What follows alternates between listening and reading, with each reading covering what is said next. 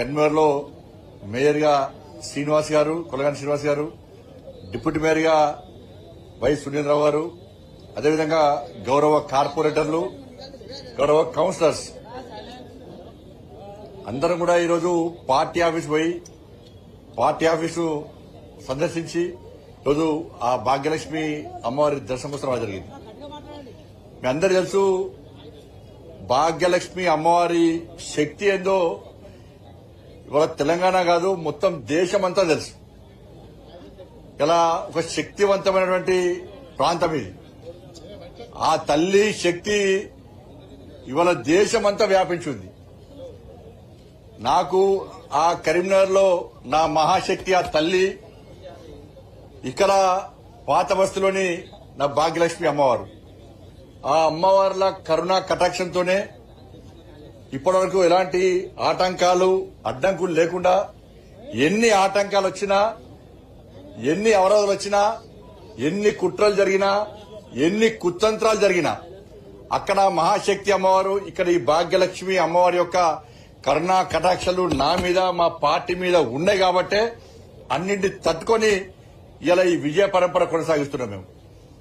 అందుకే ఆ తల్లిని మొక్కున్నాం.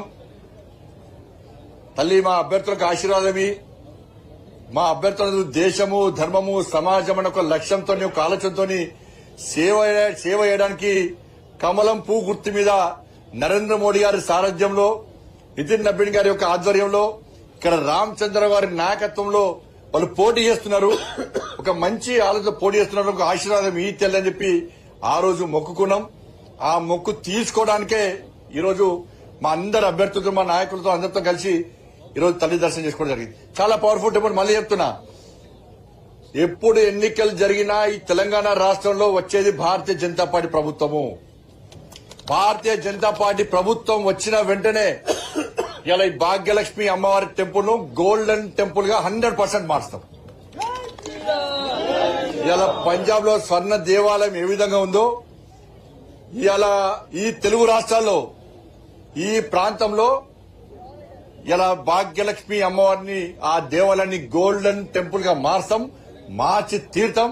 ఆ అమ్మవారికి అట్లా సేవ చేసే అవకాశం మాకు ఇవ్వాల్సిందిగా ఇలా అమ్మవారిని వేడుకుంటున్నాం మేము.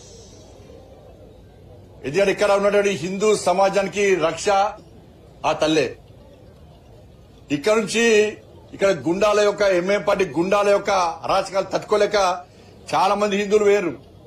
ఇవాళ అందరు హిందువులందరూ కూడా అమ్మవారి ఆశీర్వాదంతో మళ్ళీ వచ్చిన ప్రశాంతంగా జీవిస్తున్నారు. ఇవాళ ఎన్ని అడ్డంకులు వచ్చినా తట్టుకొని పోతున్నారు. ఇవాళ అందుకే నేను భారతీయ జనతా పార్టీ రాష్ట్ర అధ్యక్షుడిగా ఉన్నప్పుడు ఆ తల్లి శక్తి తెలుసుకునే ఇదే ప్రాంతంలో ప్రభుత్వం అడ్డగించిన, పోలీసులు అడ్డుకున్నా, ఎన్ని అవాంతరాలు ఏర్పడ్డా కూడా ఆ తల్లిని మొక్కున్నాం.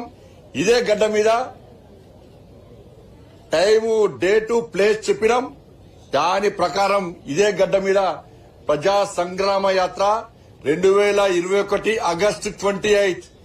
ఈ రోజు ఆగస్టు 28 అనుకోకుండా కలిసి వచ్చింది. ఈ రోజు ఆగస్టు 28. ఇదే రోజు ఇక్కడ ప్రజా సంగ్రామ యాత్ర ప్రారంభించినాం. 1640 కిలోమీటర్లు నడిచినాం. ఇలా ఇవాళకి 1640 రోజులు ప్రజా సంగ్రామ యాత్ర చేసి అన్ని అనుకోకుండా కలిసి వచ్చినాయి. 1640 కిలోమీటర్లు నడిచినాము. ఈ రోజుకి యాత్ర స్టార్ట్ చేసి 1640 రోజులైంది. కానీ యాత్ర ఏ విధంగా అక్కడి కేసీఆర్ ప్రభుత్వం ఏ విధంగా అరాచకంగా అడ్డుకున్నదో, ఏ విధంగా దాడులు చేసిందో అన్నిటిని తట్టుకొని మా లక్ష్యం మోడీ రాజ్యాన్ని రావాలి, తెలంగాణ రాష్ట్రంలో రామరాజ్యాన్ని రావాలి అని చెప్పి ఒక లక్ష్యంతో ఇవాళ ప్రజా సంగ్రామ యాత్రను ఏ విధంగా దిగ్విజయవంతం చేస్తామో దానికి అంతటి కారణం ఆ తల్లిదయ. ఈరోజు మాదే అడ్డా అనుకున్నటువంటి ఎంఐఎం పార్టీ మెడలు వంచి ఎంఐఎం పార్టీ మా యాత్రను అడ్డుకుంటా అని చెప్పినప్పుడు కూడా ఇలా నీ అడ్డ కాదురా ఇది మా అడ్డ అని చెప్పి ఈడ వేదిక పెట్టి జై శ్రీరామ్ భారత్ మాతకి జై అని గాండ్రిస్తూ గర్జించిన కార్యకర్తలు, నా దమ్మున్న భారతీయ జనతా పార్టీ కార్యకర్తల విషయాన్ని 2021 ఆగస్టు 28 రోజు స్పష్టం చేసినాం. ఎవరితోనేం కాలే. ఆ రోజు ఎంఐఎం పార్టీతో కుమ్మకే బీఆర్ఎస్ పార్టీ అడ్డుకునే ప్రయత్నం చేసింది.